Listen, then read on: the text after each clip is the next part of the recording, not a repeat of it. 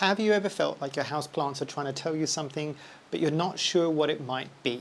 Today, let's dive into early signs of stress in your houseplants. By understanding these signals, you can address them early and keep your plants happy and thriving.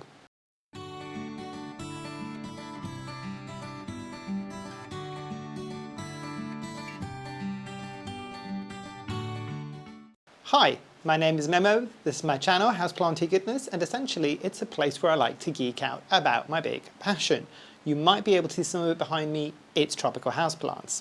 Now, as I just said in the very beginning, we all know what healthy, happy houseplants might look like, but what we might not all fully understand is what stress signals the plant might be showing you if there's a problem.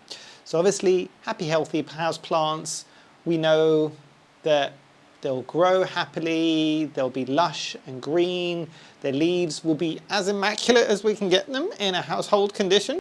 But remember, leaves in nature are not perfect, so don't expect them to be even in your house. You can get them very close to that, but it's good to remember that imperfection is not necessarily a bad thing. So let's talk a bit more about the science behind stressed plants and what this might mean. There are physiological processes that occur when plants might be stressed. This might be chemicals released, this might show up in the physical appearance of a plant, but they are there. You just need to know what to look for. But understanding also what stress means for the plant. So if a plant is stressed, it's going to affect its nutrient uptake. So you know all that amazing fertilizer that you're putting into your plant. If it's stressed, it's not going to be able to uptake as much of it as it normally would if it wasn't stressed and it was healthy. Kind of makes sense, doesn't it? It's the same situation that if you're feeling ill, sometimes your appetite isn't there.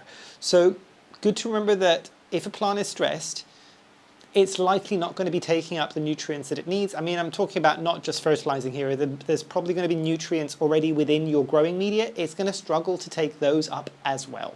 Same thing extends to the plant being able to pull the nutrients to the different stages. So nutrient transport within the plant. So I'll bring you an example. This is a variegated Paleonia repens. Now, if you think about this as any house plant, it doesn't have to necessarily be this one, any house plant. So obviously we talked about being able to absorb that nutrient as well. The other issue that it will have potentially if it's stressed is it won't be able to photosynthesize as efficiently as it would if it wasn't stressed. Makes sense, right?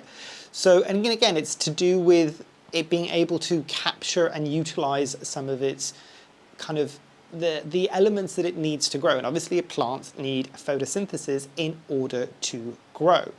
And even more so with something like this Paleonia because it is variegated. So at the best of times, this is kind of not going to be the one that's going to be able to do this as efficiently as a fully green plant, for instance. The other thing as well that you might get, and let me see if I can pick up, I think there's a plant that I can show you that will really kind of like emphasize this, right? My poor alocasia dragon scale is being used as an example in this case, but if I hide my face ever so slightly and hopefully that will focus, can you see that darker area in that leaf there? The other element that a plant might be exhibiting if it is stressed is kind of irregularities in its water uptake. And for the people that do not know what that is and might be questioning, people that have been here for a while, all say it together now, it is plant edema. It's the cells of that plant bursting on that leaf because of water issues or watering issues. I'll briefly touch on some of the stress hormones as well, and I'll kind of touch on this throughout this video, but these can be a topic within themselves. I encourage you to have a look in more detail what these stress hormones might do, how they affect the plant in more details.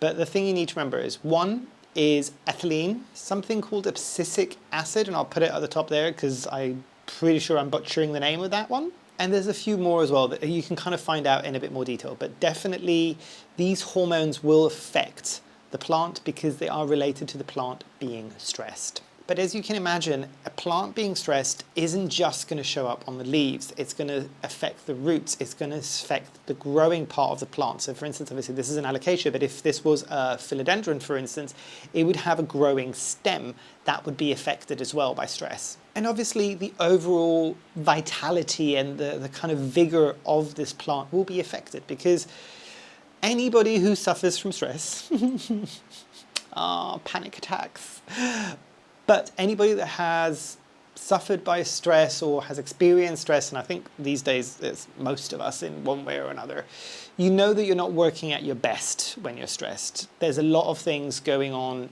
internally for ourselves. Same thing goes for our plants. But let's have a look at some common causes of stress in plants. Some of these might be environmental, some of these might be related to care, but generally they will have an overarching effect in the kind of, again, the vigor of those specific plants. So the concept of overwatering or underwatering, I think you all expected this one to be on there, and I'm bringing up a caladium as a bit of an example. Can you see some of these lower leaves?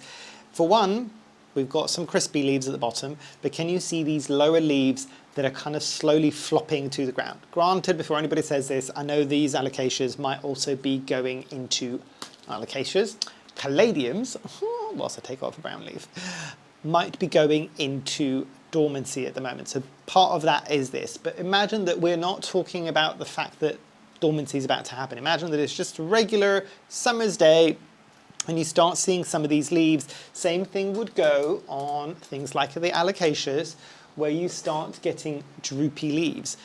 It's signs of stress. So it could be because the plant, generally with these types of plants, it's because it is underwatered and you've left it to dry out a bit too much. And obviously something like overwatering is another issue as well, because the plant is stressed because potentially it might also be dealing with some rot. The other thing, and this is more environmental, potentially somehow linked with care as well, is light exposure. Too much light or too little light.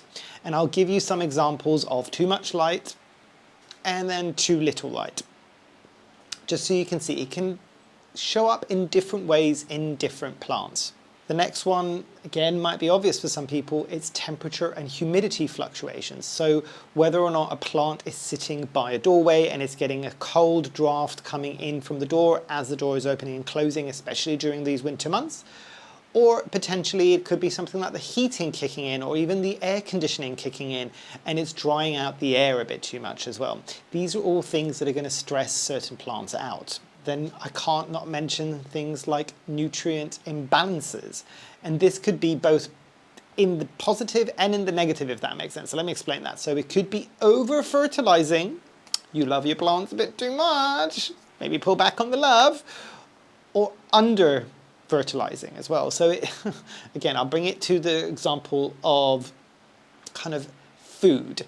So if you really love somebody and you're constantly feeding them, you are what? A feeder. And that person is potentially going to become a bit unhealthy and a bit overweight. Not saying that everybody who's overweight is unhealthy, but I'm just saying that you could be causing them issues to their health.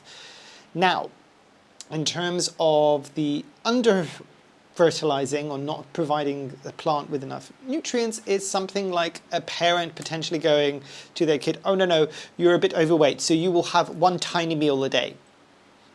Child cruelty there, potentially.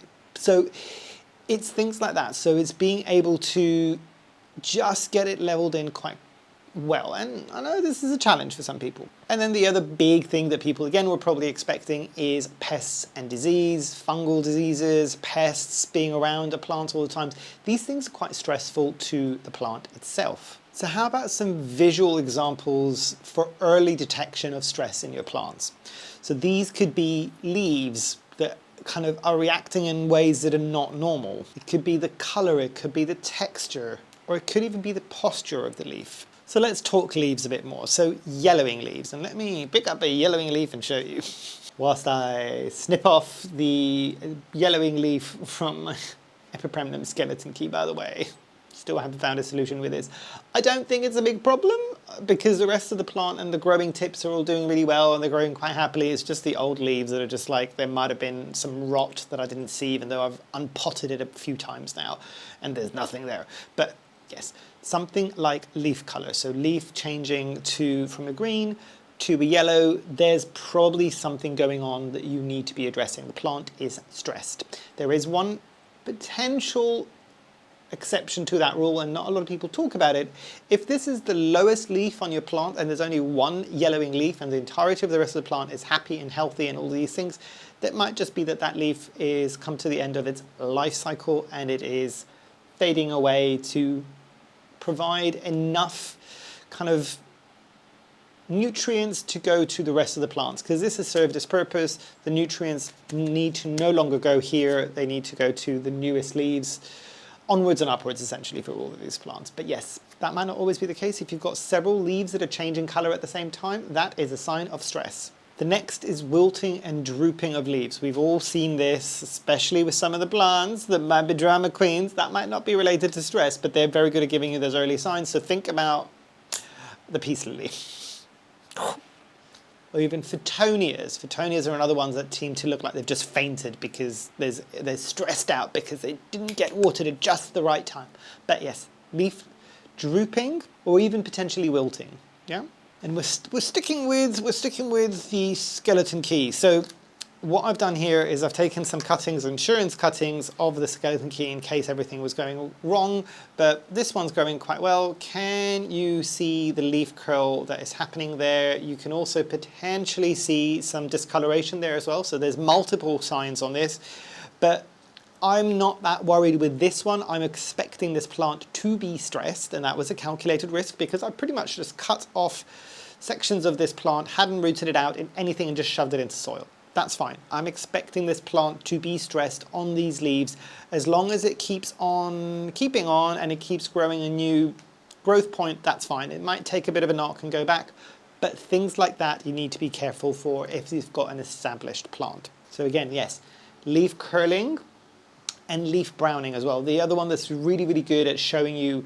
when things are curling up and it might be stress are things like the prayer plants or the calatheas. Their leaves really do go back into kind of a bit of a cigar shape.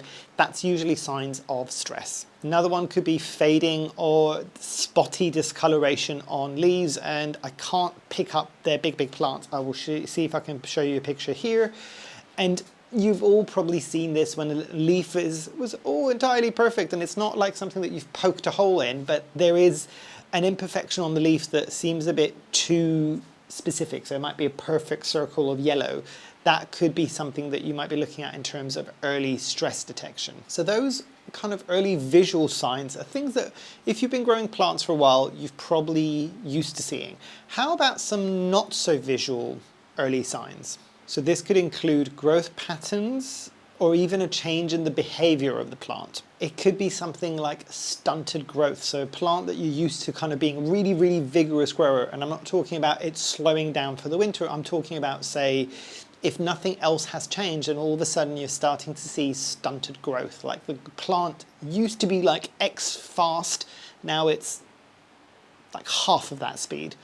That would be, and it's staying quite compact. That might be another indicator of stress within that plant. Could be the lack of any form of new leaves, so it's staying exactly the same.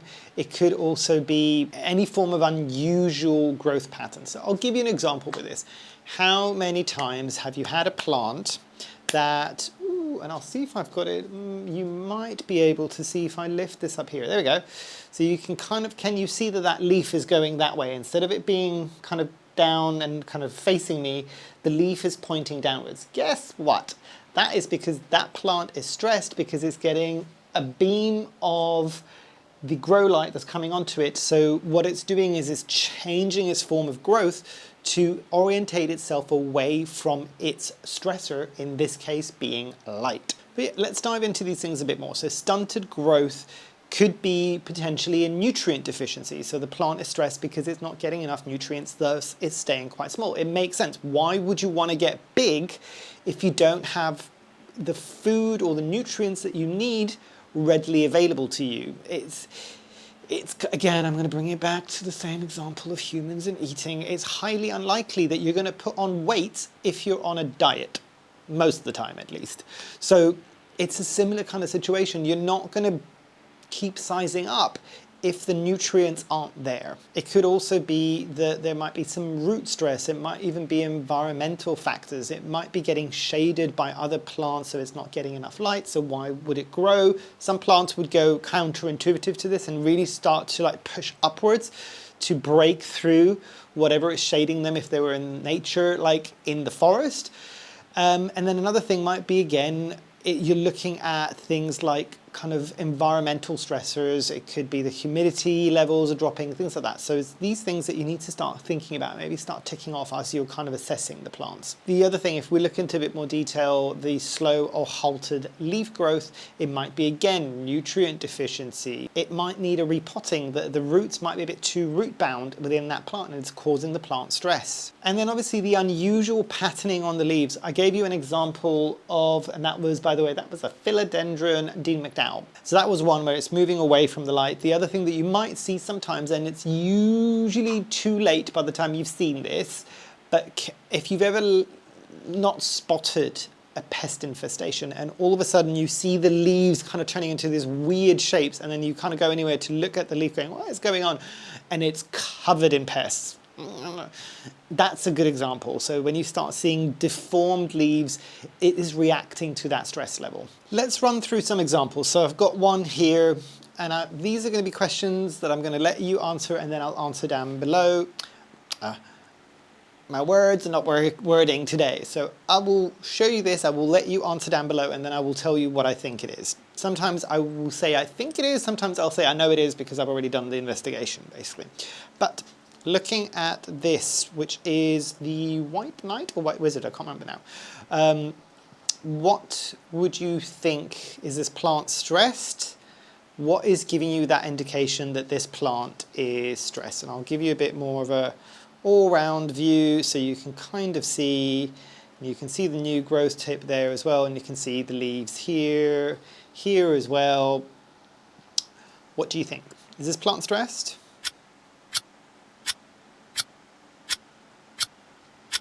So yes, this plant is stressed. And from what I can see, there's a few things that are causing this stress. So one, you might be able to see that what's happened there with that leaf is that it's snapped whilst being moved around. So potentially that leaf curl is happening for that reason. You might also be seeing some bleaching, which is also an indicator up here. And there's also been some trauma up here, which means that that growth tip is browning off. Now, what my thoughts are in terms of this plant, so it's in a very small clear pot. I can see the roots. The roots are doing fine. It's rooting into the moss pole quite well, but this is exceptionally close to my grow light. So normally you might think, this is like an overwatering issue. Yes, but potentially you need to look at the situation around your plant and what might be causing its stress in a bit more detail, because if it isn't a watering issue, it might be something else. So in this situation, it's probably likely due to light. Obviously the browning at the tip there, it's a mechanical kind of issue. So I've knocked it obviously and chopped off. There you go. That whole thing just came off. So that's what's causing that issue there. But being able to sit there and look at these things and being able to diagnose is really, really useful. Let me give you another example.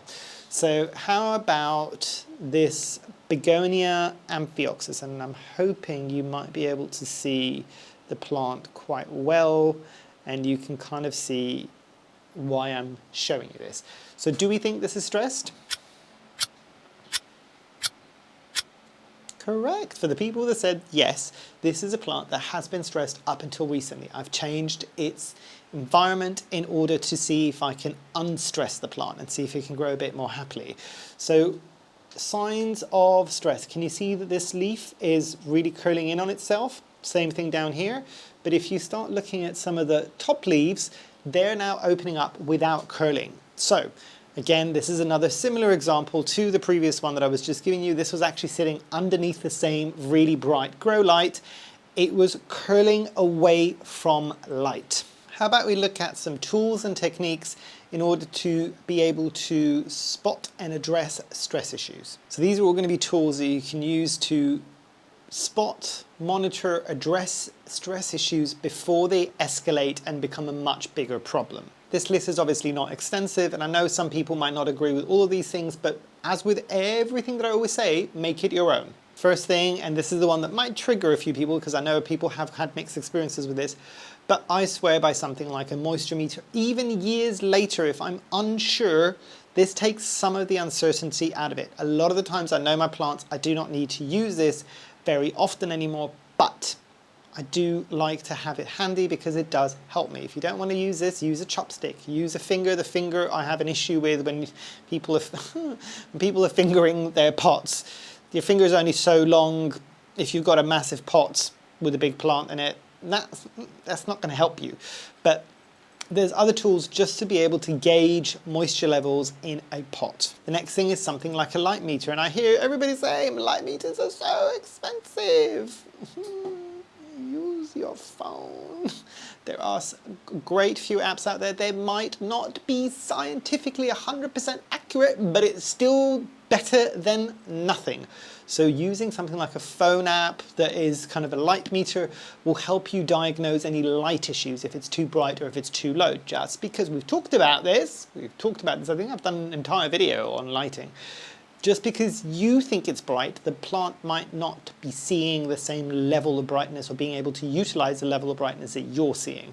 So it's always good to check. Thermometers and hygrometers are the other thing. Let me show you one. These things aren't massively expensive these days, and even if they are, you might be able to find some secondhand thermometers, some old school kind of really nice vintage looking hygrometers as well.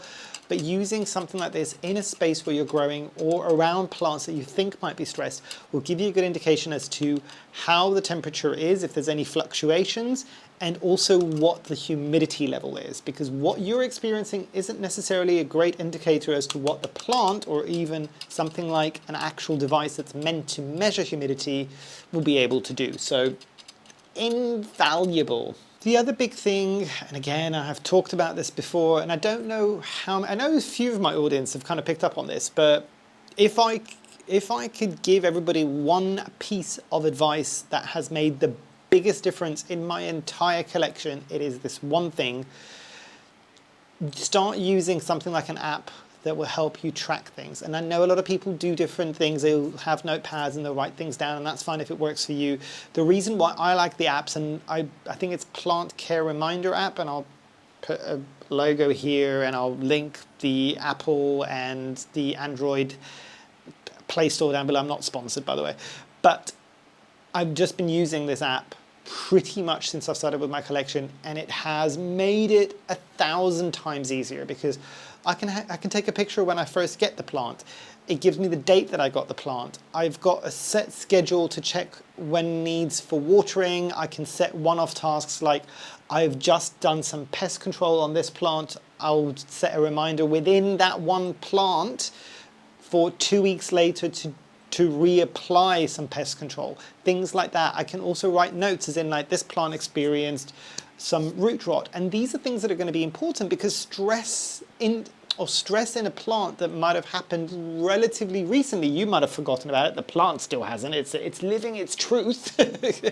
If you've got a note on there going, oh yeah, I forgot that actually 2 months ago it was stressed because of this reason, I thought it was better, it probably isn't, especially if you've got a lot of plants that you're dealing with, or if you're a busy person that just, these things slip out of your mind. Apps are a great thing. That's the one that I would use, or I've been using. There's other ones out there, but start utilizing something like that. It will make a big difference. How about some practical tips in terms of being able to address and avoid some of these stress issues? First one's going to be quite an obvious one. It's regularly checking on your plants. Normally, a lot of people, including myself here, will do this when you are caring for that plant. If you're repotting, if you're watering, all these things, because nobody got time. We all live busy lives. You can't go and check every single one of your plants and every single leaf and structure on every single one of your plants every day. We would be doing nothing else. So the thing that you can do is when you are caring for a plant, specifically potentially if you're watering it, just do a quick inspection, look at the leaves, lift up a couple of leaves. If you notice some early signs of stress, that would be the time to A, notice it, and B, address it as well. So check on your leaves. You might be seeing pests, you might be seeing early signs. All of these things are going to be there for you to start seeing. Maintain a schedule. Not a watering schedule, a checking schedule. And that's the big, big difference. Forget all notions of a schedule for watering. After years, you might have a good idea of roughly when your plants need to be done. That's fine, that's slightly different. But and I still do this to this day, when I get a new plant, especially a plant that I have not grown before, even more so if it's a type of house plant that I have never grown before, then I will set up a schedule to check. Yeah? So usually for most plants, I'll do like 7 days. So I'll check it again in 7 days. Does it need watering? I'll water it then. Because if it's early enough stages and I've left it for 7 days, but it needed to be watered at 4 days, it will be showing me signs of stress that, you know what, you've left me to go dry for too long, but not long enough to kill me potentially. Depends on the plant, but most of the times it should be fine. Or at 7 days, it might be, oh, that's fine, I don't need any water yet. Like, catch me again in like 3 or 4 days and check again then. And then that will give you the rough schedule of the set schedule when you need to be checking that plant. So things like that are highly, highly important.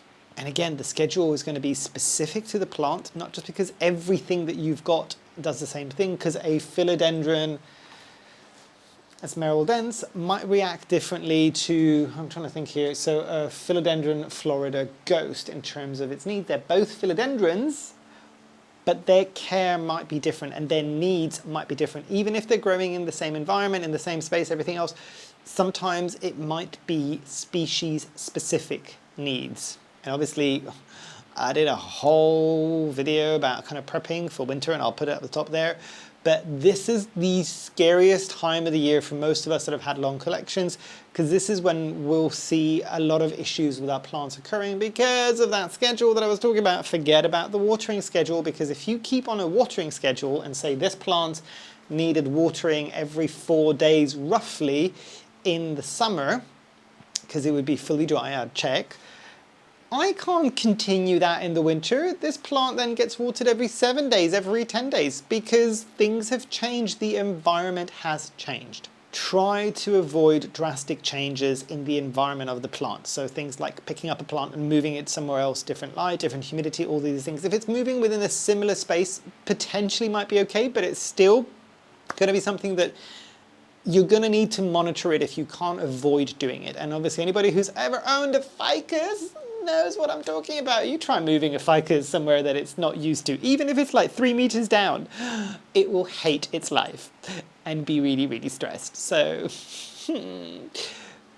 check these things and try to avoid them if at all possible. Because again, I mean, I know some people are just like, oh, this plant is being such a prima donna. Yes and no. You need to look at it from a plant's point of view. Very, very, very unlikely that any form of plant is going to uproot itself somewhere in nature, in a forest, to move somewhere else, entirely somewhere else. So this is not something that these plants are used to experiencing out in the wild, so why would they be okay with it if you're doing it in the house, right? And start experimenting with different soil mixes. I am going to be a broken record again and talk about Soil Ninja and the Anthurium soil mix, because I love it so much at the moment. But that took me a long time, and the fact that I am growing things that are generally moisture loving in an Anthurium soil mix, which is very, very light and very airy, it's because I know my plants by this point, and I also know me. I know my care that I give. I'm an overwaterer, so actually by having something really light and airy, even for plants that like to theoretically be in denser soils, more moisture-retaining soils, I have been able to kill water-loving plants, bog plants, by overwatering them. That should give you an idea. So even those plants now, and it's something very, very light like this, and they are living their best life because the amount of watering I'm giving them is just okay now with the correct soil media. But let's come into some final thoughts. Whether you've got a cactus, you've got an aroid, you've got a fern, you've got any of the traditional kind of house plants, the common ones, the rarer ones, all of these things, plants will try to communicate stress with you in different ways. Some plants are very, very dramatic about it. Think about something like a peace lily or a photonia. Some of them are more subtle, so you need to keep your eyes peeled out for them. Be aware of stress signs, being able to kind of spot them and try to at least initially estimate what it might be so you can further investigate. Being prepared early on, so having things around that you can kind of take action quite quickly, being able to monitor. We talked about moisture meters, we talked about thermometers. All of these things will help you get ahead of the game so you can kind of catch things early and address them early before they escalate to much, much worse situations, even the death potentially of a plant. So hopefully that all was kind of easy enough to understand, and hopefully I haven't bored you to death. You know me and my scientific videos, I like to do my scientific videos. I promise there's also going to be, I don't know when this is, which day this is going to come out, but there's going to be a more light-hearted video for this week if this is very Debbie Downer situation at the moment. But hopefully you've enjoyed, hopefully I shall see you here soon, and I truly, truly hope that you have a great rest of your day. Thanks, bye.